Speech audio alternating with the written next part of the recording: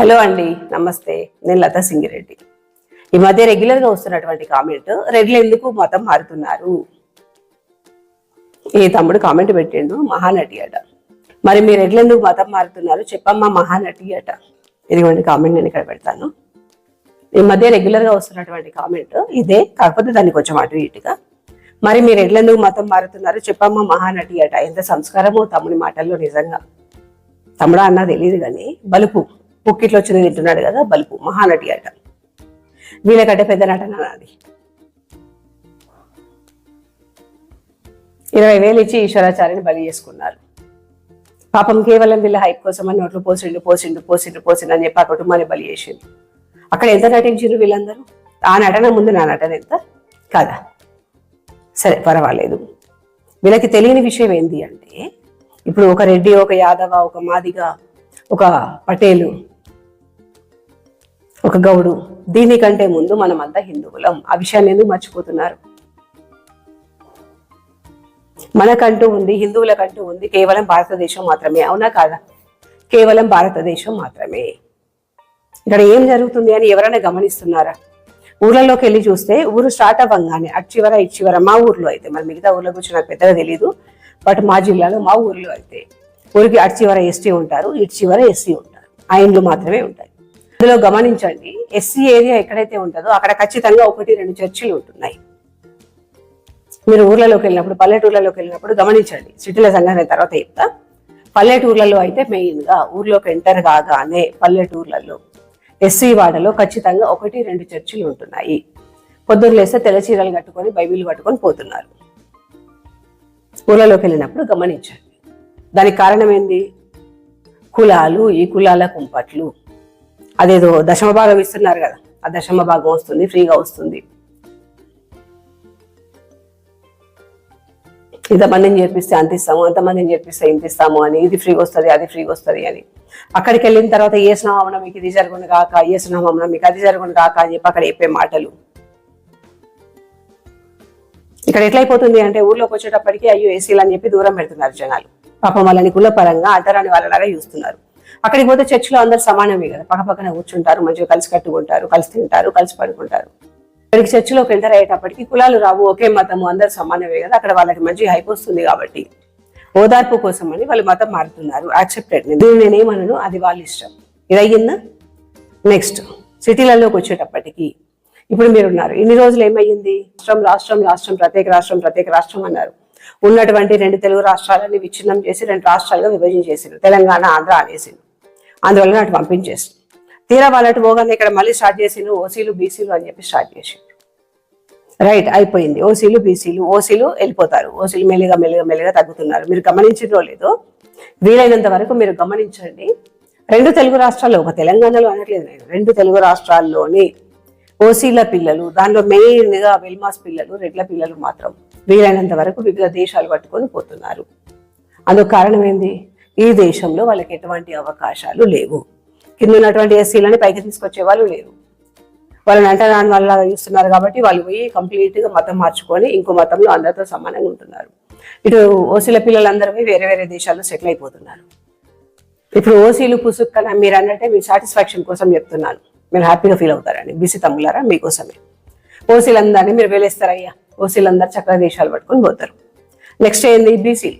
ఆ బీసీలలో మళ్ళీ పటేల్స్ అని, వాళ్ళని వీళ్ళని ఉన్నాయి కదా, ఇంకొకరు కులాల రకంగా వీరు ఎక్కువ మేము తక్కువ అని చెప్పి మళ్ళీ విడిపోతారు. మంచిగా గమనించాలి. సరే, ఇప్పుడు అక్కడ కామెంట్ ఏంది మీరు చెప్తుంది ఏంటి అంటారా? పాయింట్కి వస్తున్నాను. ఇప్పుడు రెడ్లు ఉన్నారు. రెడ్లలో వీలైనంత వరకు వివిధ దేశాలు పట్టుకొని పోతున్నారు. అక్కడికి వెళ్ళిన తర్వాత ఏమవుతుంది? మన దేశంలో ఉన్నంత వరకే భారతీయ సంప్రదాయాలు, ఈ దేవుళ్ళు ఆ దేవుళ్ళు, బతుకమ్మ అని, ఈ పండగ అని, ఆ పండగ అని, సంక్రాంతి అని, సకనాలని, ఇంకేదో అని చెప్పి రకరకాలుగా ఉంటుంది. దేశం దాటిన తర్వాత వాళ్ళ దేశంలో ఏదైతే ఉంటుందో వీళ్ళు అదే ఆచరించాలి. వీలైనంత వరకు ఎక్కువ అమెరికాలో ఉంటున్నారు. అమెరికాలో ఎక్కువ మంది ఎవరు ఉంటారు? ఎక్కువ క్రిస్టియన్సే ఉంటారు. వాళ్ళ ఇళ్లలోకి వీళ్ళ ఇళ్లలోకి వాళ్ళు పోతున్నారు. ఆటోమేటిక్గా అటు సైడ్ బెండ్ అవుతున్నారు. అట్లా స్టార్ట్ అయినటువంటి మత మార్పిడి. దీని ద్వారా ఒక రెడ్లకే లాసా, మిగతా వాళ్ళకి లేదా? హిందువులం 80% ఉన్నాము అని చెప్పి భుజాలు దర్చుకుంటున్నాం. అవునా? 80% ఉన్నటువంటి హిందువులని కులాల పరంగా విభజిస్తున్నారు. మీకు అర్థమవుతుందో లేదో ఒకసారి కాన్సన్ట్రేషన్ పెట్టి గమనించండి. భారతదేశంలో ఉన్నటువంటి హిందువులకంటూ ఉన్నది భారతదేశం మాత్రమే. ఇక్కడ ఉన్నటువంటి 80% హిందువులను కులాల పేర్లతోటి మెల్లగా మెల్లగా మెల్లగా కుంపట్లు పెట్టి విభజిస్తున్నారు. 2 తెలుగు రాష్ట్రాలను ఆల్రెడీ విడదీసిండ్రు. ఇప్పుడు దీనిలో ఉన్నటువంటి అగ్రవర్ణాలు మొత్తం దేశం బాడ దాటి వెళ్ళిపోతున్నారు. ఆ తర్వాత బీసీలు అంటారు, బీసీలో ఉన్నటువంటి పటేల్స్, ఆ తర్వాత గౌడ్స్, ఆ తర్వాత యాదవ్స్, ఇట్లా ఒకరికొకరికి తప్పిస్తూ ఫైనల్ గా మళ్ళీ కూడా మన భారతదేశాన్ని కూడా ఒక బంగ్లాదేశ్ లాగా మార్చే ప్రమాదం ఉంది. దీంతో లాస్ ఎవరికి? పోతారు, మతం మారుతారు, వీళ్ళు కూడా క్రిస్టియన్స్ లాగా బతుకుతారు. ఎవరికి లాస్? ఎవరికి? ఫైనల్ గా ఏం కోల్పోతాం? మన ఉనికిని మనం కోల్పోతున్నాము. లాగా ఏందది, సైకోల్ లాగా. అవును మీరు ఎట్లా మతం మారుతున్నారట కదాక అనొకడు, అవును ఏసీ సర్టిఫికేట్ తెచ్చుకున్నారట కదాక, సిగ్గుశరం ఉండాలి కామెంట్లు పెట్టడానికి. ఏం అవసరమయ్యా ఏసీ సర్టిఫికేట్ తెచ్చుకోవడానికి? దేనికోసం మతం మారుతున్నారు? అంటే దశమ భాగాల కోసం మారుతున్నారా? రెడ్లకి ఇంకా వాళ్ళు ఏమైనా తెచ్చి పెడతారని మారుతున్నారా? అసలు ఏ రకంగా మీరు ఈ కామెంట్ పెట్టినారు? మతం మారడం వల్ల రెడ్లకు వచ్చేది ఏముంది? రెడ్లు ఎక్కువ మతం మారుతున్నారా లేదా ఎస్సీ ఎస్టీలు ఎక్కువ మతం మారుతున్నారా? గమనించారా మీరు?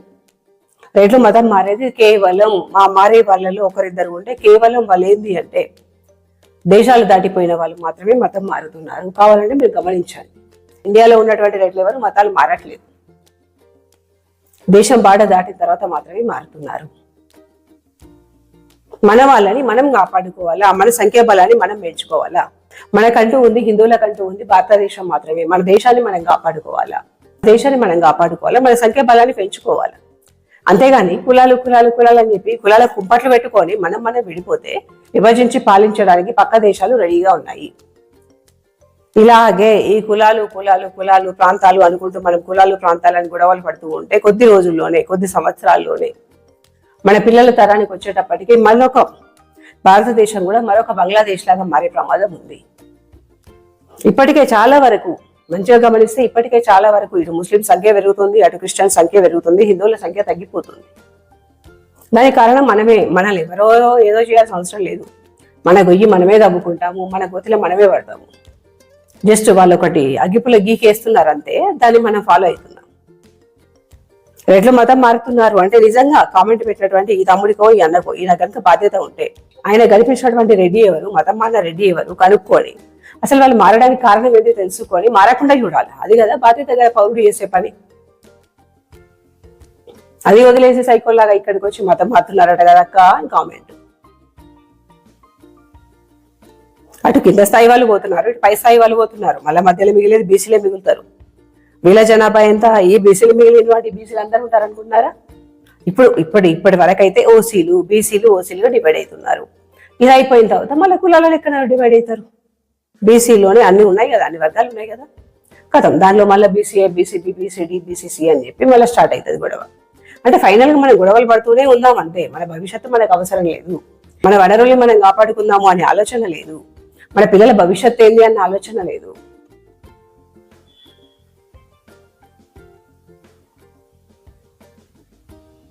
హిందువుల జనాభా తగ్గుతుంది, హిందువుల పర్సంటేజ్ తగ్గుతుంది, అయ్యో మా దేశాన్ని మేము కాపాడుకుంటామా లేదా అనే ఆలోచన లేదు. ఇవేమన్నాము వానేమన్నాము. మొన్నటిదాకా ఆంధ్ర వాళ్ళ మీద పడ్డారు. నేనే చూసిన చాలా కామెంట్స్ ఆంధ్ర వాళ్ళ మీద పడి తిట్టడం. అది అయిపోగానే కదా ఇక్కడే తెలంగాణలో ఉన్నటువంటి మళ్ళీ అగ్రవర్ణాల మీద పడి ఉంది. నెక్స్ట్ మీకంటే పై స్థాయిలో పడి ఉంటే వాళ్ళ మీద పడి ఉంది. మొత్తం మీద గొడవలు పడుకుంటూ పక్కోడిని తిట్టుకుంటూ మనమైతే పబ్బం గడుపుకోవాలా?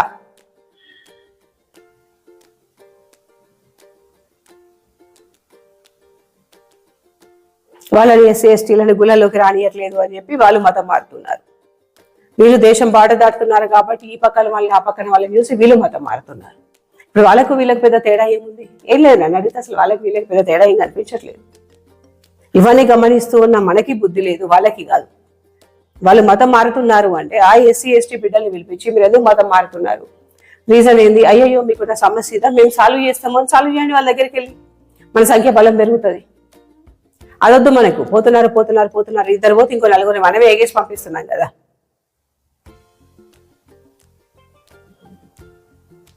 రెడ్ల పిల్లలు ఎందుకు దేశాలు వదిలేసిపోతున్నారు? రెడ్ల పిల్లలు ఎందుకు భారతదేశంలో ఉండట్లేదు? రెడ్ల పిల్లలు ఎందుకు వివిధ దేశాలు వెళ్ళి సెటిల్ అయిపోతున్నారు? మీకు తెలీదా రీజన్? వాళ్ళని గుళ్ళలోకి రానిరు, వీళ్ళని జాబుల్లోకి రానిరు. మధ్యలో ఉన్నటువంటి మీరు మాత్రం పండి తింటూ పబ్బం గడుపుకుంటూ ఉంటారు. మా పిల్లలకి కనుక ఇక్కడే ఉద్యోగ అవకాశాలు ఉంటే, ఇక్కడ మంచి విద్య ఉద్యోగ అవకాశాలు ఉంటే ఇక్కడే ఉంటారు కదా, దేశాలు వదిలేసిపోవాలి, కన్న తల్లిదండ్రులను వదిలేసిపోవాలి, జన్మభూమిని వదిలేసిపోవాలి, దేశాలు పట్టుకొని తిరగాల అని వాళ్ళకి ఉన్న సరదాన. దేనికోసం పోతున్నారు? ఉన్న ఉద్యోగాలు ఉన్న కాలేజీలని మీరే దొబ్బి తింటున్నారు కదా, వాళ్ళకి ఇక్కడ అవకాశాలు లేవు కదా, అవకాశాలను వెతుక్కుంటూ పోతున్నారు.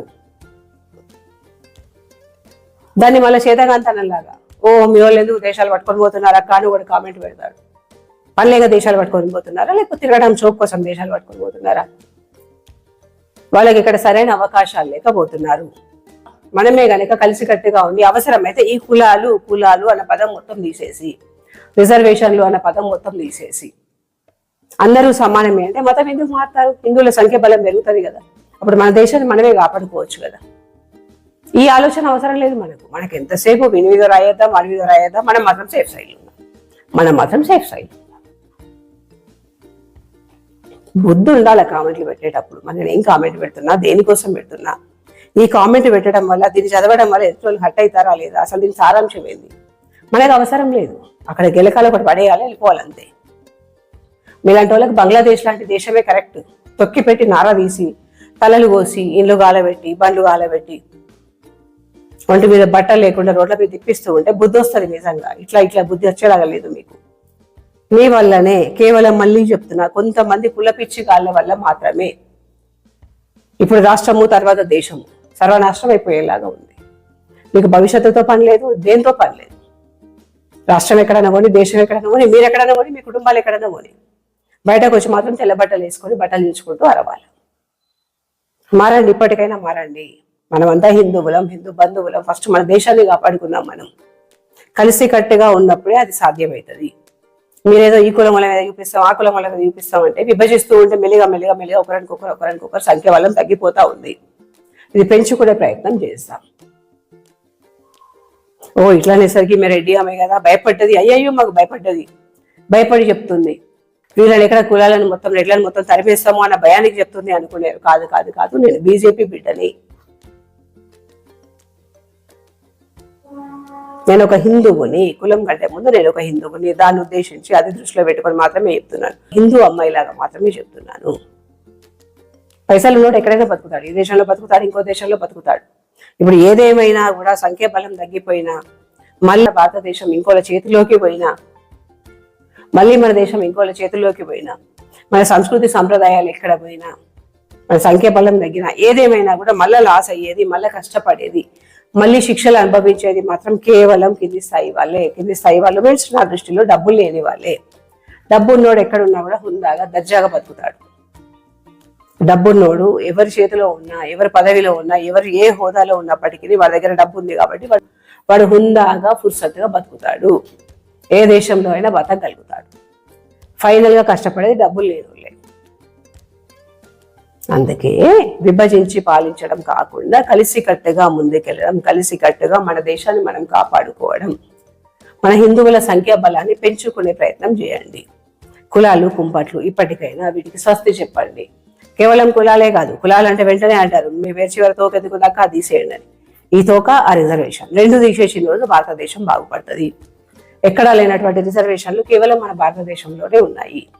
ఎక్కడా లేని రిజర్వేషన్లు అంటే మళ్ళీ ఇంకోలాగా వస్తారు. కాదు, ఎక్కడా లేనన్ని రిజర్వేషన్లు, అన్ని ఫ్రీగా కావాలి, అన్ని ఉచితంగా కావాలి అని చెప్పేటువంటి ఎక్కడా లేనంత పెద్ద మొత్తంలో రిజర్వేషన్లు ఉన్నది కేవలం మన దేశంలో మాత్రమే. అందుకే నేను చిన్నప్పటి నుండి ఇప్పటి వరకు ఎప్పుడు భారతదేశం అభివృద్ధి చెందుతున్న దేశము, చెందిన దేశము అని ఇప్పటి వరకు రాలేదు. ఇక మీదట చదవని కూడా నాకు తెలిసి ఇంకెక్కడ ఏందో మనం ఇన్ని గొడవలు పెట్టుకొని ఇన్ని కులాల కుంపట్లు పెట్టుకున్నాక ఇంకెక్కడ అభివృద్ధి? దాంతో ఎవరికి కావాలి? అభివృద్ధితో ఎవరికి పని? మళ్ళీ చెప్తున్నా, కులాలు పక్కన పెట్టండి. వీలైతే కులాలు రిజర్వేషన్లు పీకి పక్కన పెట్టేసి మనమంతా హిందువులం, హిందూ బంధువులం, మన దేశాన్ని మనమే కాపాడుకుందాం. Thank you.